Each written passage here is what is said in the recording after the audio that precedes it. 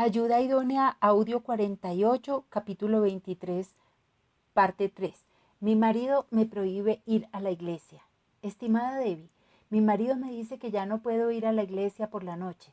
Yo siento que si no disfruto de este tiempo de dulce comunión, no podré seguir caminando fielmente delante de Dios. La palabra de Dios dice que no nos olvidemos de congregarnos, así que sería una violación directa de la palabra de Dios si no asisto. Mi marido me dijo que escribiera para preguntarte. Firma Carla. Estimada Carla, es común que los maridos inconversos o desalentados les prohíban a sus esposas que asistan a la iglesia. En casi todos los casos, las objeciones de los maridos no se basan en un deseo de evitar que ella adore a Dios. Más bien, él ve la relación de ella con la iglesia como un segundo amor, quizá el amor preferido por ella, y se ve a sí mismo como un marido desplazado. Está celoso. Él no se siente realizado como esposo y cree que la iglesia de alguna manera es objeto de tu primer amor. Ahora, una esposa sin sabiduría alguna pudiera encontrar alguna satisfacción en los celos de él, pensando que ella pone a Dios en primer lugar, pero la verdadera adoración de Dios nunca es causa de descuido de relaciones. El amor por Dios y servicio a Él debe hacerte una esposa más atenta y una mejor amante de tu marido. El meollo del asunto es que tu marido no quiere que vayas a la iglesia, entonces quédate en casa y pinta las paredes con él. Salgan de pesca o de compras, lo que él quiera hacer y asegúrate de pasarla bien. Obedecerle con desilusión y a regañadientes no es obediencia, es venganza. Firma Debbie. El meollo del asunto.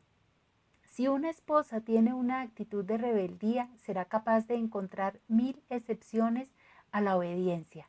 Pero si una mujer realmente está buscando a Dios y pidiendo sabiduría de lo alto, podrá discernir la diferencia entre su propio espíritu controlador y aquellas raras instancias en las que el marido pudiera ordenar algo fuera de su esfera de autoridad, requiriendo intervención legal.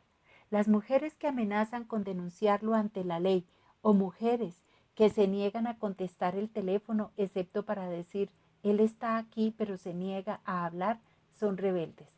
Jamás llegarán a ingresar al Salón de la Fama de Hebreos 11, donde está incluida Sara, ni tampoco llegarán a tener un matrimonio divino acá en la tierra. Irán a sus tumbas sin ser amadas ni queridas, con tal fracaso como la mujer que Dios quiso que fuera.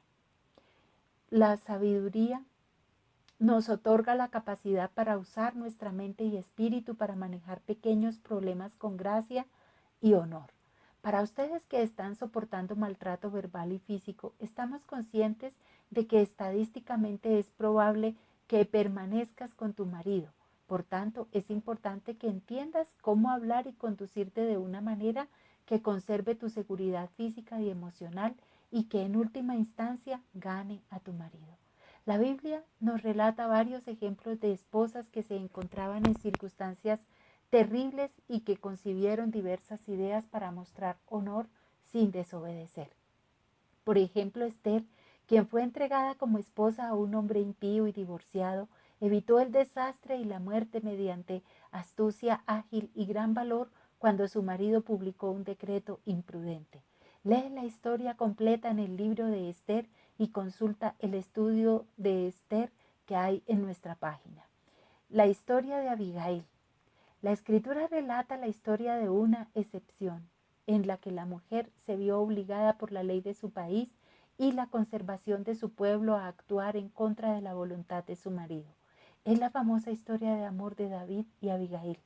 Cuando David, el rey ungido de Israel, vivía en el exilio huyendo del rey Saúl, formó un ejército de hombres que entrenó como fuerza policíaca para enfrentar a la gente de la tierra en la que vivían. Esta milicia dependía de los campesinos y agricultores para proveerles de alimentos, remuneración por la protección que les brindaban.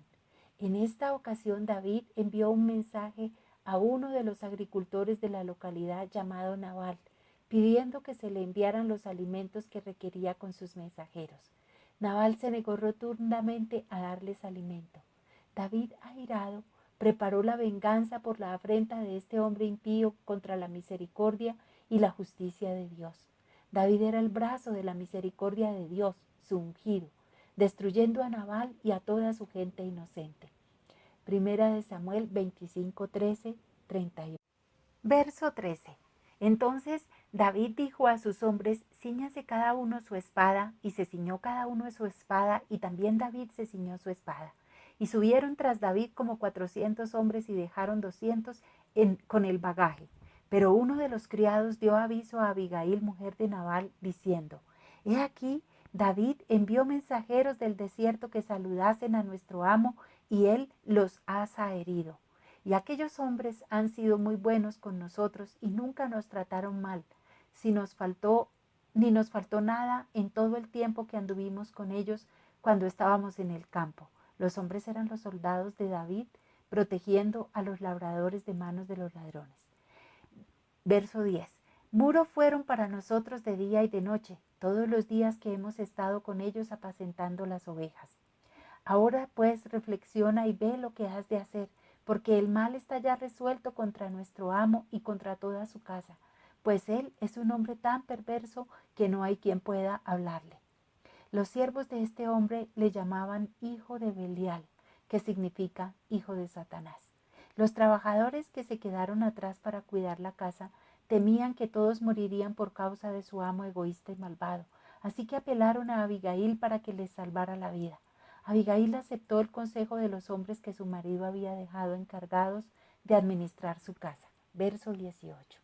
Entonces Abigail tomó 200 panes, 2 cueros de vino, 5 ovejas guisadas, 5 medidas de grano tostado, 100 racimos de uvas pasas y 200 panes de higos secos, y lo cargó todo en asnos. Y dijo a sus criados: vayan delante de mí, y yo los seguiré luego. Y nada declaró a su marido Nabal. Entonces Abigail se montó en el asno y fue al encuentro de David antes de que él tuviera oportunidad de subir a matar a sus siervos y a la gente que vivía y trabajaba en su enorme rancho. Era su única esperanza de salvar a la gente que estaba bajo el cuidado de ella. Verso 23. Cuando Abigail vio a David, se bajó prontamente del asno y postrándose sobre su rostro delante de David, se inclinó a tierra. Se echó a sus pies y dijo: Señor mío, sobre mí sea el pecado, mas te ruego que permitas que tu sierva hable a tus oídos y escucha las palabras de tu sierva. Abigail estaba dispuesta a sufrir por los pecados de su marido con tal de salvar a la gente que estaba bajo su cargo. Observa que no encubre los pecados de su marido ni trata de aparentar que él sea un hombre de carácter maravilloso ni que ha habido algún malentendido. Él es conocido como un hombre diabólico, así que ella dice las cosas como son. Fue el egoísmo de su marido lo que ocasionó el problema y ella es franca en su apelación a David. Verso 25. No haga caso ahora, mi señor, de ese hombre perverso de Nabal, porque conforme a su nombre así es. Él se llama Nabal y la insensatez está con él. Mas yo, tu sierva, no vi a los jóvenes que tú enviaste. Ahora pues, Señor mío, vive el Señor y vive tu alma, que el Señor te ha impedido el venir a derramar sangre y vengarte por tu propia mano. Sean pues como Nabal tus enemigos y todos los que procuran mal contra mi Señor. Fue evidente la gratitud de David por el valor que tuvo Abigail y su disposición para arriesgar su vida con tal de evitar que él matara a personas inocentes, lo cual le hubiera ocasionado mucho pesar cuando descubriera su error. Y dijo David a Abigail: bendito sea el Señor Dios de Israel que te envió para que hoy me encontrases.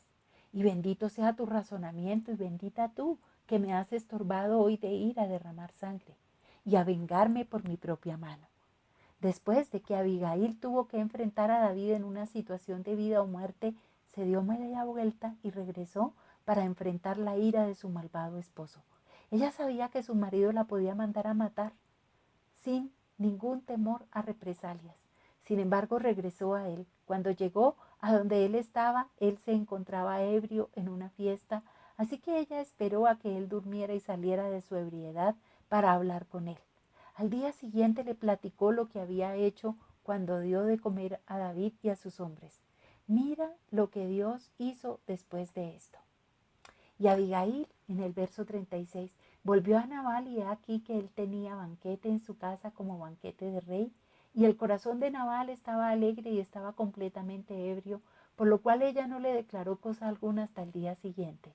Pero por la mañana, cuando ya a Nabal se le habían pasado los efectos del vino, le refirió a su mujer estas cosas, y desmayó su corazón en él, y se quedó como una piedra. Y 10 días después, el Señor hirió a Nabal y murió. Qué cosa tan misericordiosa hizo Dios dándole a este hombre tan cruel un infarto o una embolia. Cuando David se entera de que el hombre impío ha muerto, manda a sus hombres para que traigan a Abigail para ser su esposa. Ella primeramente les lava los pies a los siervos de David, luego se apresura a ir con ellos a encontrarse con David. Abigail sí que era una mujer fuerte de verdad. Reflexiones sobre obedecer o no obedecer. Rasgos de una buena ayuda idónea. Una esposa obediente es accesible, dispuesta y deseosa de acatar instrucciones o deseos y se abstiene de lo que está prohibido. Busca maneras de obedecer y reverenciar a su marido. Canaliza su mente hacia maneras positivas de decir sí. Nunca se considera una excepción a la regla de ser ayuda idónea. Trata con Dios en serio. Revisa en tu Biblia todos los pasajes que vimos sobre el tema de la autoridad. Pide a Dios que te dé un corazón dispuesto a hacer su voluntad con alegría sin importar los beneficios inmediatos.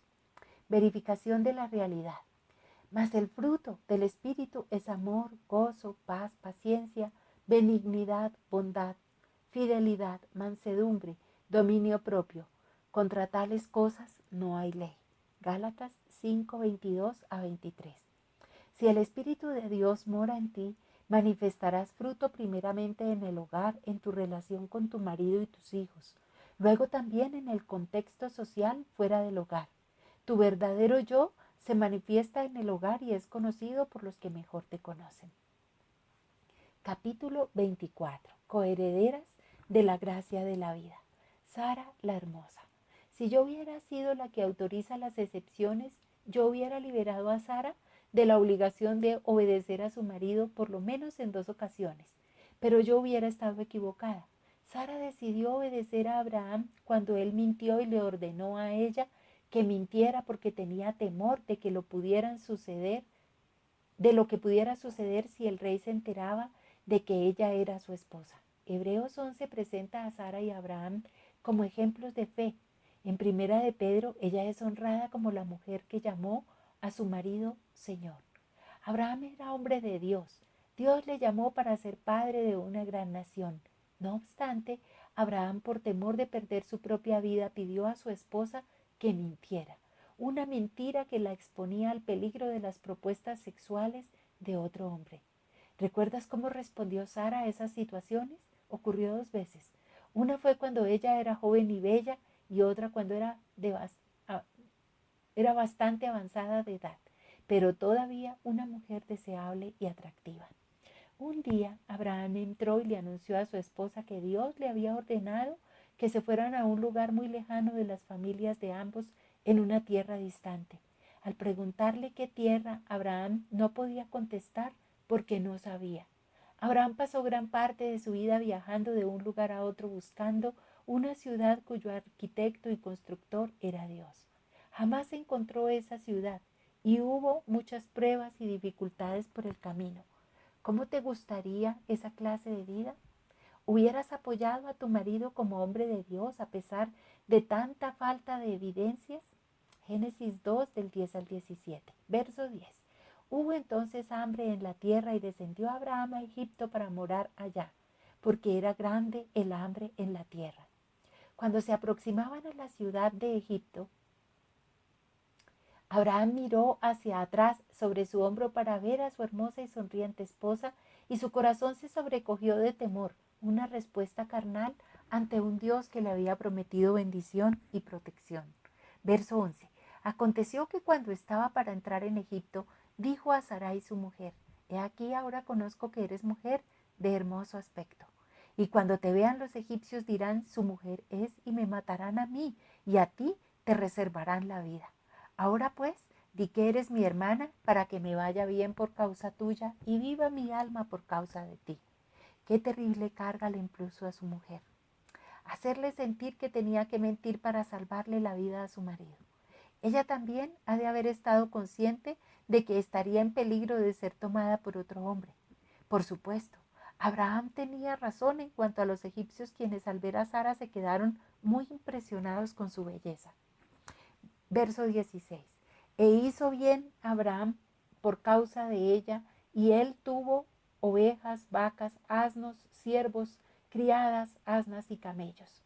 Sara fue llevada a un recinto especial reservado para las novias en espera. ¿Cuál sería la condición mental de Sara durante ese tiempo, que suponía que su marido debía amar, cuidar y protegerla? ¿Dónde estaba él ahora? Abraham andaba recibiendo regalos a cambio de su hermosa esposa, pero Sara obedeció. Si hubiera venido a pedirme consejo a mí, me hubiera resultado muy difícil decirle que obedeciera a su marido y callara. Pero Dios honró la obediencia de Sara. Verso 17. Mas el Señor hirió a Faraón y a su casa con grandes plagas por causa de Sarai, mujer de Abraham. Como Abraham tenía miedo, Dios tuvo que rescatar a Sara de una manera sobrenatural. ¿Tú permites que Dios sea Dios en tu vida? Habrá ocasiones en que tu marido estará absolutamente equivocado, como lo estaba Abraham, y tendrás que obedecer a tu marido y encomendar a Dios tu camino. Si esta hubiera sido la única ocasión en que Abraham reaccionó de esta manera, podríamos decir, bueno, pero aprendió su lección. Pero no, volvió a hacer lo mismo otra vez. Génesis 20. Continuamos en el próximo.